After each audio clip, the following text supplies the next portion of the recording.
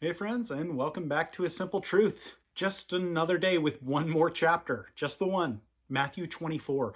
And we're actually going to be looking at a really similar account, if not the same account. There may be an addition of a couple things. I do think we talked about the temple yesterday. We're going to take another look at that, the destruction of the temple. Also, beyond that, I'm trying to remember if we spoke about the faithful and evil servant.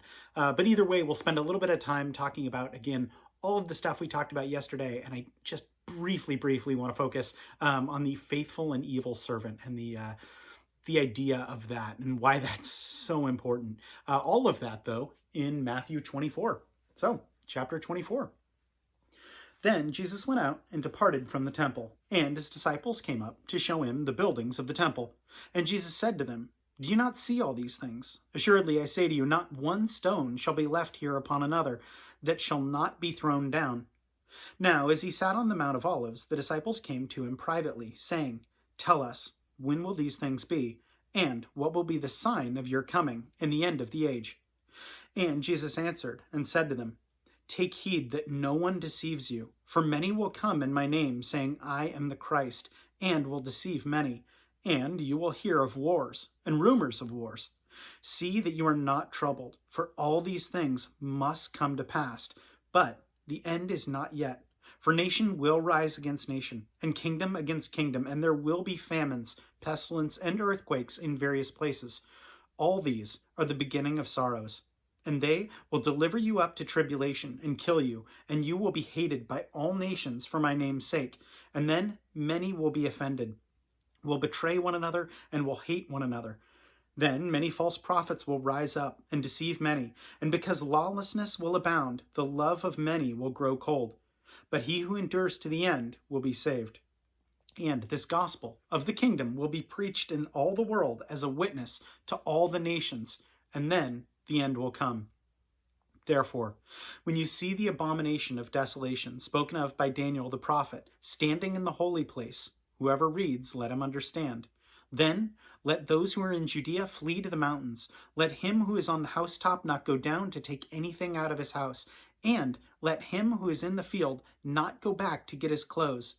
But woe to those who are pregnant and to those who are nursing babies in those days. And pray that your flight may not be in winter or on the Sabbath. For then there will be great tribulation, such as has not been seen since the beginning of the world until this time. No, nor ever shall be. And unless those days were shortened, no flesh would be saved. But for the elect's sake, those days will be shortened. And then if anyone says to you, 'Look, here is the Christ,' or 'There,' do not believe it. For false Christs and false prophets will rise and show great signs and wonders to deceive, if possible, even the elect. See, I have told you beforehand. Therefore, if they say to you, 'Look, he is in the desert,' do not go out. Or 'Look, he is here in the inner rooms,' do not believe it. For as the lightning comes from the east and flashes to the west, so also will be the coming of the Son of Man.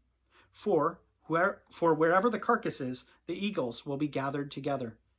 Immediately after the tribulation of those days, the sun will be darkened, and the moon will not give its light. The stars will fall from heaven, and the powers of the heavens will be shaken. Then the Son of Man will appear in heaven, and then all the tribes of earth will mourn, and they will see the Son of Man coming on the clouds of heaven with power and great glory. And he will send his angels with a great sound of a trumpet, and they will gather together his elect from the four winds, from one end of heaven to the other.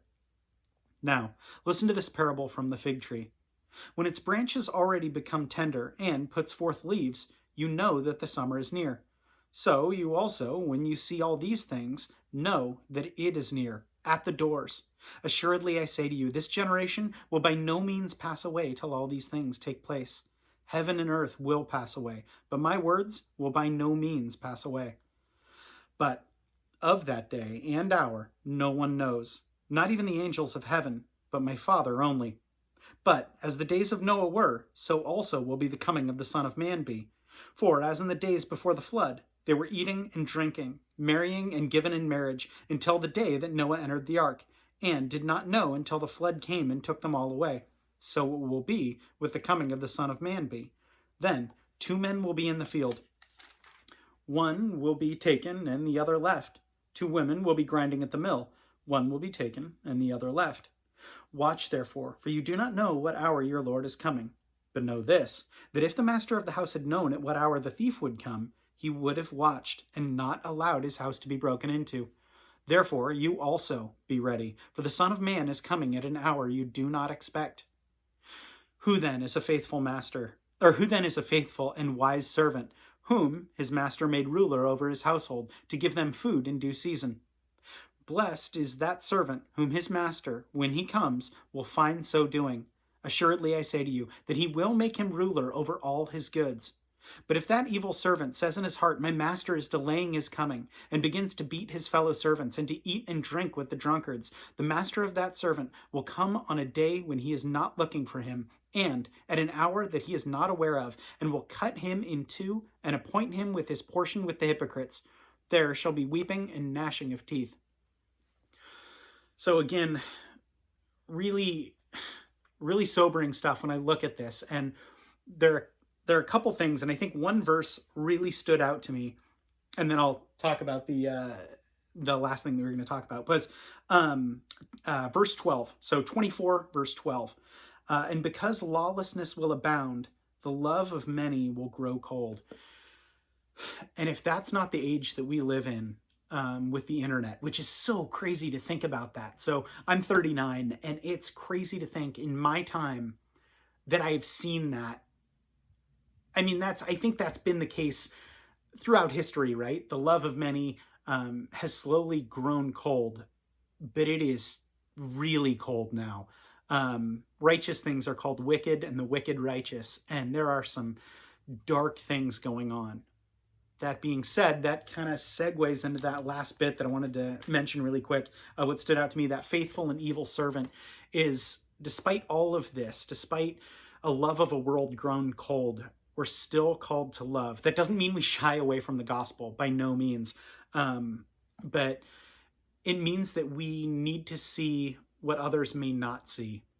I'm an avid video game player, and there was a game years and years ago that came out where you'd be playing the game, you'd get to the last boss, and you could defeat the last boss, and then the credits would roll.